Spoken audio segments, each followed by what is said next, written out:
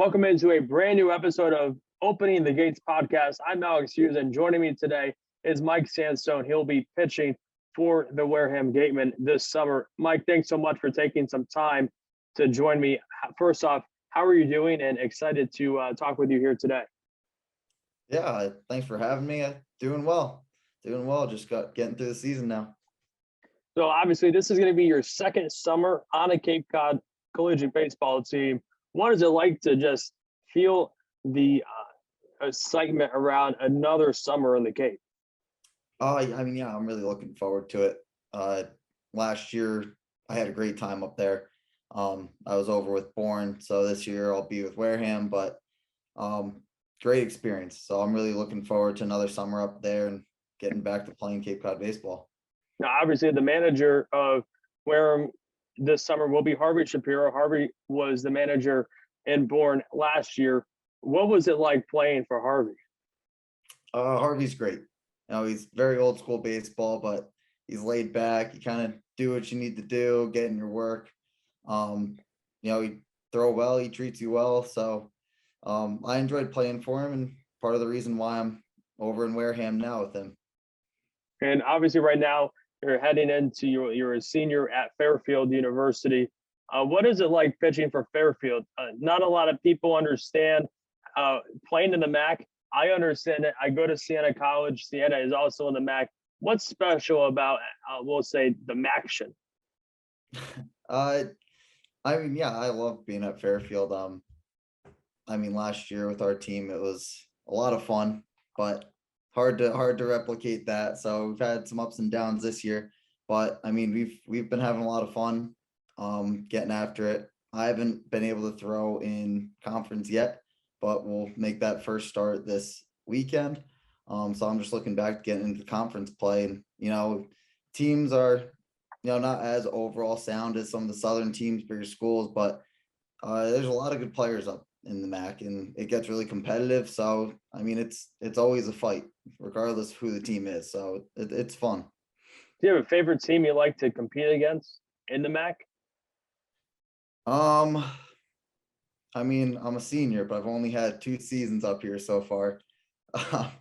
So Monmouth's always a good one for us. Quinnipiac is a big rival of ours.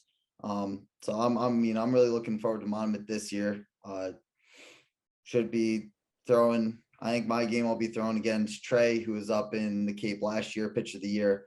So that's one of the starts I'm really looking forward to, just throwing against him. Should be a really good one. Now, obviously, you were in the Cape, as we mentioned earlier, and you were a Cape Cod League All-Star last year. I'll ask a general question about the Cape League, though. Like, when did you realize that this league that you were going to be playing in was as legit as everyone knows it to be? I went in with the expectation that, this was going to be the best of the best, top college players. You get there and, you meet your team, and it's like, all right, these 5 guys are preparing for their couple starts before they get drafted. These few guys are getting some at-bats before they get drafted. I played with Reggie Crawford, who two-way, got Tommy John this year, but he hit 101 one game while we were there. So, the talent's legit. And so you get up there and you kind of see it quickly. And it's an adjustment, and one that I was able to make pretty quickly, fortunately. But yeah, that league's very legit. What did you learn from playing in the Cape last year? Probably the biggest takeaway that I had was kind of just the approach that those kinds of hitters had.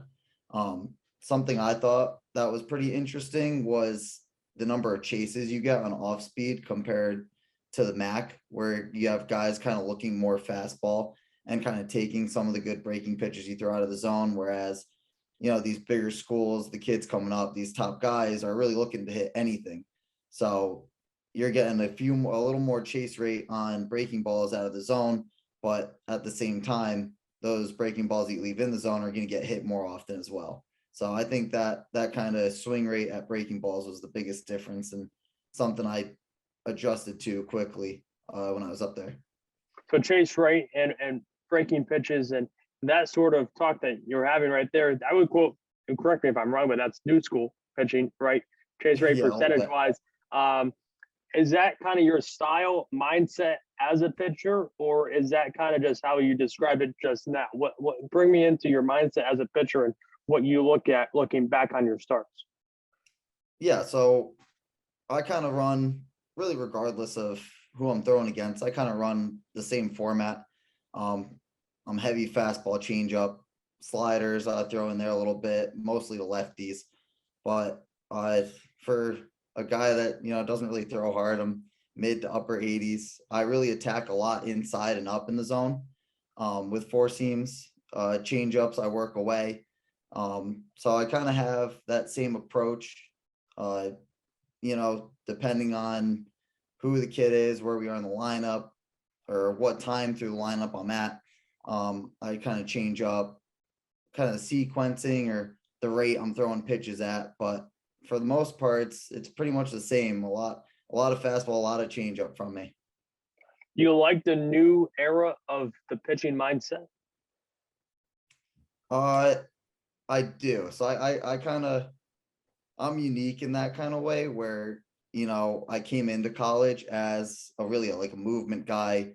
I threw a lot of two seams, a lot of changeups, had a curveball. Since then, I've kind of developed a four seam ride fastball. So I throw a lot of fastballs up in the zone now, which is kind of that new school approach where you have guys trying to elevate the ball more, so you're trying to miss over the bat, so you're kind of elevating more. So since my freshman year, I've kind of adopted to that new style of pitching. Yeah. When did you realize that you love the game of baseball? Oh, I would say pretty early on. This is something I've wanted to do since middle school, where I was playing baseball. Stopped playing football once I got to high school and just committed to it fully. Um, you know, Going to the Cape is something I knew coming into college and something that I really wanted to get to and go to. So now having the second year to get there is really exciting. And then, just building forward and possibly advancing to that professional level is something I'm really looking forward to and working on. So yeah, I've always loved the game, and I'm just trying to play for as long as I can at this point. No doubt. Well, Mike, my last question for you is, what are you looking forward to most this upcoming summer to play in Wareham? I'm looking forward to get back up in the Cape and to keep playing baseball. Uh, I love playing summer baseball. I was in Newport after my freshman year. Last year I was in Bourne. This year I'll be in Wareham. So every year I've had a lot of fun. Every year I've enjoyed it. It's really fun to just meet your new team, see the guys around the country, hear how other experiences are going. Play against guys that you don't see, like Vanderbilt, Tennessee, schools like that. And then you can kind of put yourself in perspective with some of the other players that are considered the best in the country. So it's a great experience and What something do you I'm love really most about summer ball? My favorite part about summer ball is that you're just playing baseball. There's no school, there's nothing else. You're playing baseball, you're lifting, that's it. You're just enjoying your time and enjoying playing the game of baseball like it's supposed to be played. That's my favorite part about summer.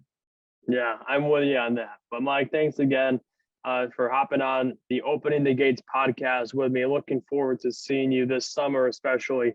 Going to be a fun one. So thanks again for taking some time. Yeah, of course. Looking forward to it.